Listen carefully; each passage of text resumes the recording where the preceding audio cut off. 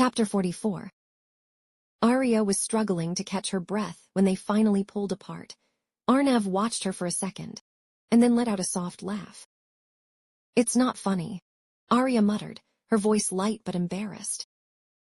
"You're adorable," Arnav said, pulling her closer again. He leaned in, about to kiss her again. A knock interrupted them. A guard's voice followed from outside. "Your Highness. General Kabir requests an audience." "Damn it," Arnav muttered under his breath, clearly regretting ever allowing Kabir unrestricted access to his chambers. In half a second, Aarya sprang into action. Kabir was about to walk in. She quickly slipped out of the bed, smoothing down her dress, trying to steady herself. Arnav rushed toward his chair, grabbed her long dupatta, and tossed it toward her. It fell short, far short, right onto the floor. Aarya glanced at it, and then at the approaching footsteps. No time. She kicked the dupatta under the bed just as the door opened, then lowered her gaze into a respectful bow. "Good morning, Your Highness," Kabir began as he entered. Seeing Aarya standing near the bed, he assumed Arnav was still there. When he found the bed empty, his gaze shifted to Aarya. "Where is His Highness?" Aarya gestured silently toward the desk. Kabir turned and bowed again. "Good morning." "Good morning," Arnav replied, his tone composed, controlled. Completely different from moments ago. Kabir's eyes narrowed slightly. "If I may ask, why are you still wearing last night's clothes?" "I was too tired to change," Arnav replied shortly. Kabir didn't look convinced. His gaze moved to Aarya. "Is that not the same outfit Avantika gifted you for the celebration? Why are you still in it?" "I was tired too," Aarya replied, matching Arnav's tone. Kabir folded his arms. "So you came here to serve His Highness directly from your bed?" "Do you not know the protocols?" Kabir pressed. Aarya stiffened. "Kabir," Arnav cut in, his voice steady. "It's not her fault. I woke up early and sent for her. I wanted coffee. She was about to go make it when you walked in." The explanation was seamless. Clean, no gaps. Aarya blinked, clearly impressed. When Kabir wasn't looking, she subtly blew Arnav a kiss. Arnav froze for a fraction of a second. Then, very slightly, he blushed. Kabir caught it. "Why is your face red?" he asked immediately. "Are you running a fever?" "Kabir," Arnav said, sharper now. "Why are you here?" Kabir straightened at once, the shift in tone not lost on him. "My apologies, Your Highness. I should know better than to question you. After all, I am only your army general. You made that plenty clear last night." "I came to update you on your schedule," Kabir continued, more formal now. "There is a council meeting today regarding grain reserves for the Northern Territories, followed by—" "You know what?" Arnav interrupted. "Now that you mention it, I'm actually feeling under the weather today." "What?" "I'll send for the physician immediately." "No need," Arnav replied calmly. "I just need rest." "But Your Highness—" "You can handle the council meeting," Arnav said. "Send me the documents later." "As you wish, Your Highness." Kabir hesitated, then bowed. Aarya understood instantly. Arnav wasn't sick. He had cleared his entire day. For her. For them. Warmth spread through her chest before she could stop it. She didn't notice Kabir turning toward her. "Take proper care of His Highness," he said firmly. "I will not tolerate negligence. Don't go wandering off anywhere." "Understood." Aarya startled back to reality. "Yes," she replied quietly. Kabir's eyes lingered on her, measuring, weighing. Then he shook his head faintly, disappointment evident. As if he had expected better from someone entrusted with serving His Highness. Without another word, he turned and left. The doors closed. Silence returned. Arnav walked toward Aarya slowly. "Did you hear what Kabir said?" he murmured, pulling her closer. "You're not going anywhere today." He pressed a soft kiss to her temple. Chapter 45. The next few days felt like something out of a fairy tale. Arnav spent every possible moment with Aarya. The West Wing was made entirely private. Guards were stationed at the main entrance, and servants were allowed in for barely an hour a day, only when Arnav was occupied with official duties. Mornings meant quality time. Arnav and Aarya would have breakfast together on the balcony, away from the world.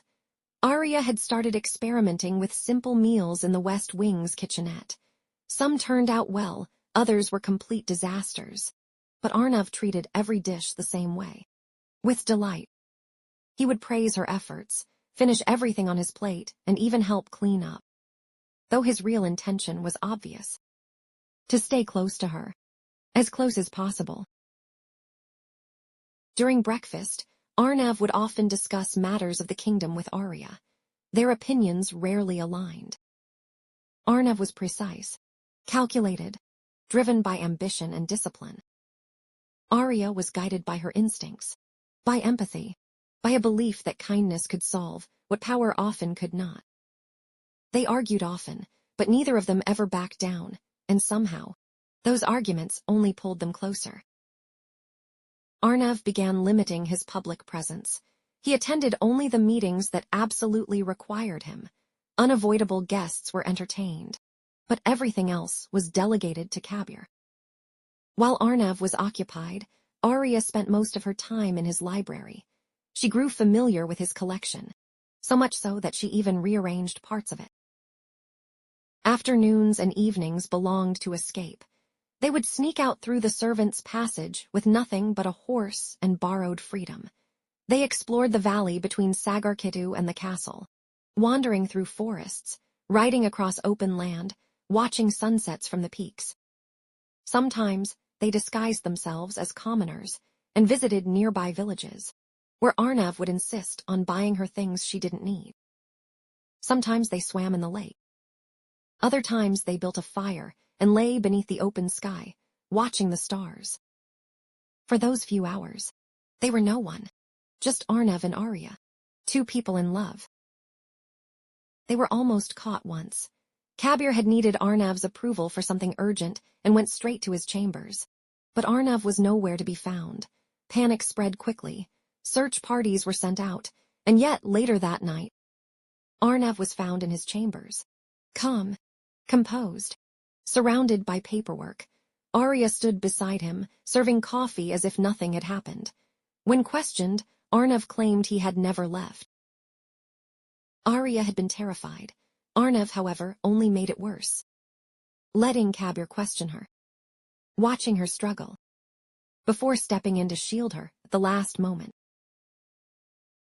Evenings ended the same way. Arnav would wrap up formal dinners with Avantika and Kabir as quickly as possible, then retreat to his chambers. Desserts, always Aarya's favorites, would be sent up as an excuse to keep her there longer. Arnav's favorite part of the day was the quiet that followed. Curled up beside her, the fireplace burning low, the world kept outside. Eventually, Aarya would try to leave, and every time, Arnav would convince her to stay just a little longer. A little longer often turned into the entire night. Before dawn, she would slip away quietly, returning to the servants' quarters unseen. Arnav always woke to an empty space beside him, and he hated it. Arnav believed they were being careful. They weren't. The servants had started whispering. No one said anything openly, but everyone noticed. Aarya, however, bore the weight of it. Mrs. Sharma questioned her relentlessly while logging her hours. The other maids whispered, taunted, watched. A prince and a maid.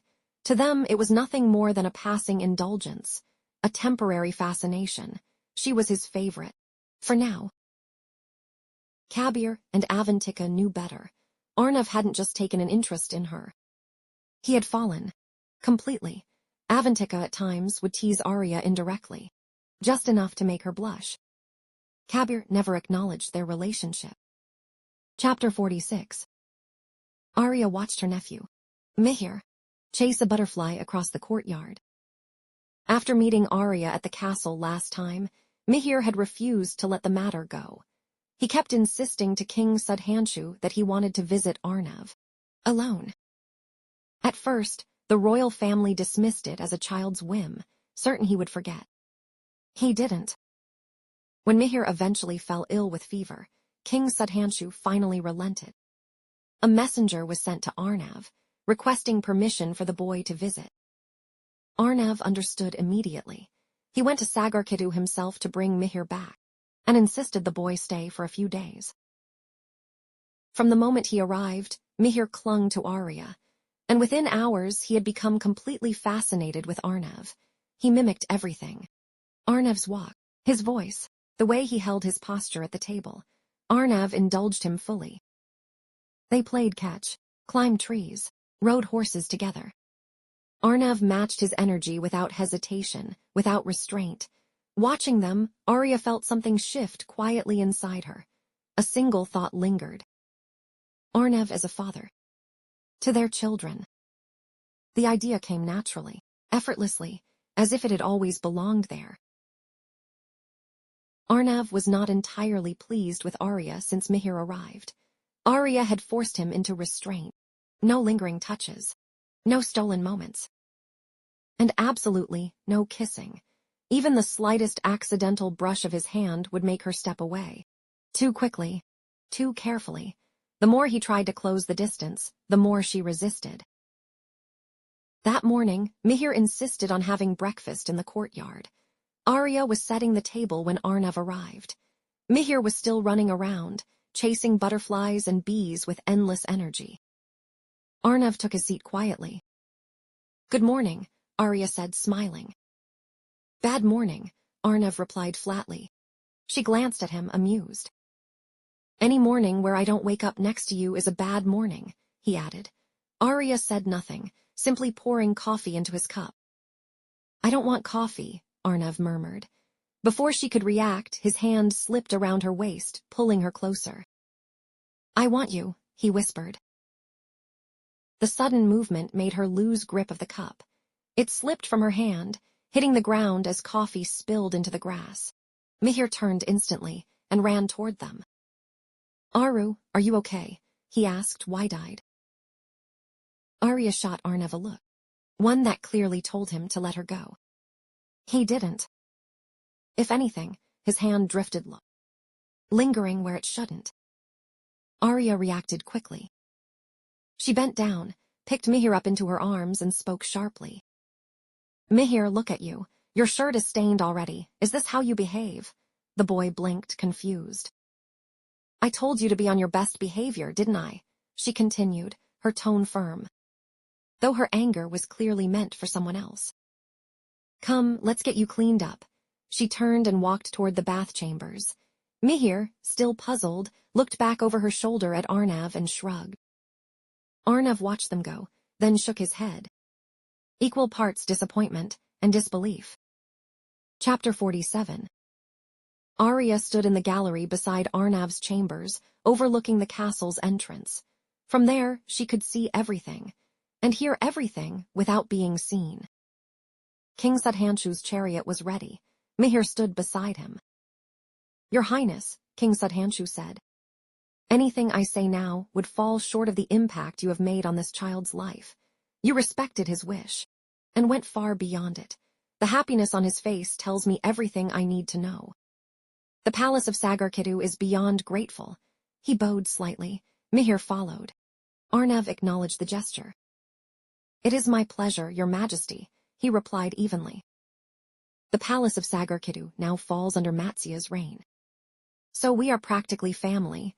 The words were polite, but deliberate. King Sudhanshu smiled. Faint. Restrained. He understood the correction. On one hand, he had seen Arnav's warmth with Mihir. On the other, Arnav never let him forget what Sagarkidu had become. Matsya's territory. "Still, Your Highness," King Sudhanshu continued, "we would like to return this favor in any way we can." Arnav leaned forward slightly, arms crossing. "It is not a favor," he said. "Someone in this castle adores Mihir, and he feels the same. He is welcome here whenever he wishes. Do not hesitate to send him again. But if you still intend to do something for me, I have a request. I wanted to ask you something, if you don't mind, Your Majesty. Please go ahead, King Sudhanshu said, stepping closer. Arnav studied him. I know answer to this question, but I still need to hear it from you. When you proposed the marriage alliance, did you ask for Princess Aarya's consent? The question landed sharp. Unexpected, King Sudhanshu faltered. Your Highness. You see. The question is simple, Arnav cut in, his voice calm. Dangerously so. The answer is either yes or no. Did you ask Princess Aarya if she was willing to go through this marriage with me? King Sudhanshu wiped the sweat gathering at his temple. For a moment he looked smaller. A king. Being questioned by a prince barely older than his own son. No, the word came out flat. Unavoidable. Aarya did not know any better, he added quickly. As her father, it was my duty to protect her and my kingdom. Parents know what is best for their children. I am sure your father would agree, Your Highness. Arnav's face remained unreadable. I am sure he would. I believe Princess Aarya is innocent. She did not flee to insult you, or to defy her kingdom. She fled to protect something far more basic. Her freedom.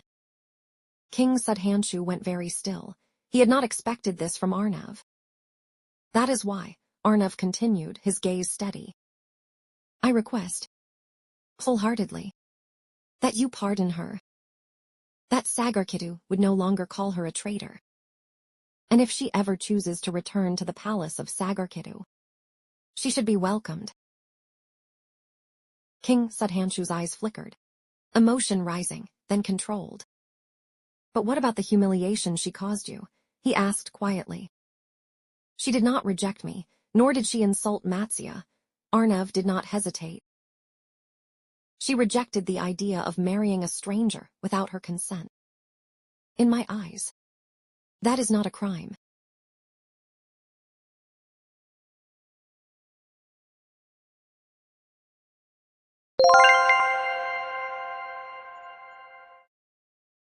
Thank you for listening. As the writer of this story, I have a question for you. What do you think fate has planned for Aarya and Arnav? Every choice has a consequence. Every secret has a cost. And every path leads to a new challenge waiting to be faced. Will they lift each other up or tear each other apart? The answers await in the next episode. If you're enjoying the story, please like, subscribe, and follow the channel so you never miss an episode. Your support helps this story reach more listeners, and it truly means the world to this writer. See you next time.